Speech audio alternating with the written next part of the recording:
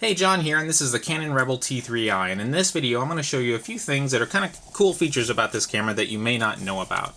So I have my camera on here, I'm on program mode, and I'm going to go to the menu. The first thing I'm going to do is I'm going to go to the fourth camera menu, and I'm going to make sure my live view shooting is enabled and autofocus mode right here.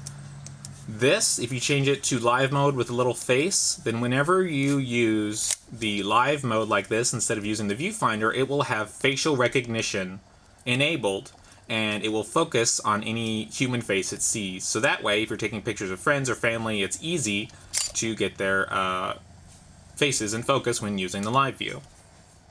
Now the next thing I'm going to show you is how to change the look of the display screen here. So you go to your menu, and you go over to the first wrench, and at the very bottom you're going to see screen color. If you select that, you get black, white, a sort of brown, and then a green.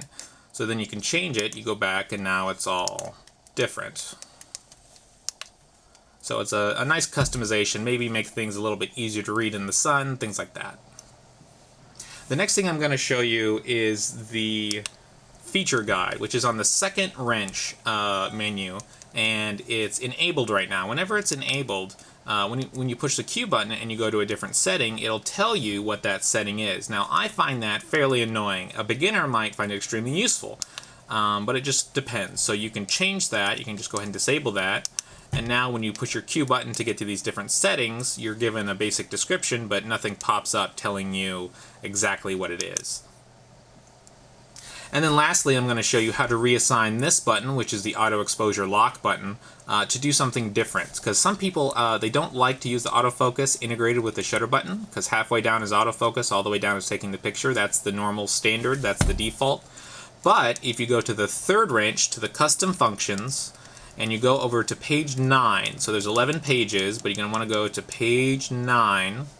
And this is saying, it's talking about the shutter button and the auto exposure lock button. So it's saying this button / this button. What do they do?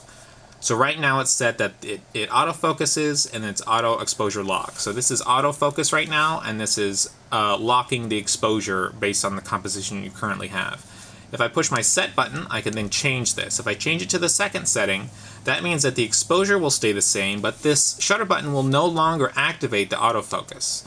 Now the autofocus is going to be activated by this star button here. So you see if I push the star button, now it does it. However, if I push the shutter button halfway down, it no longer activates the autofocus. I can still take a picture, of course, but it doesn't do the autofocus.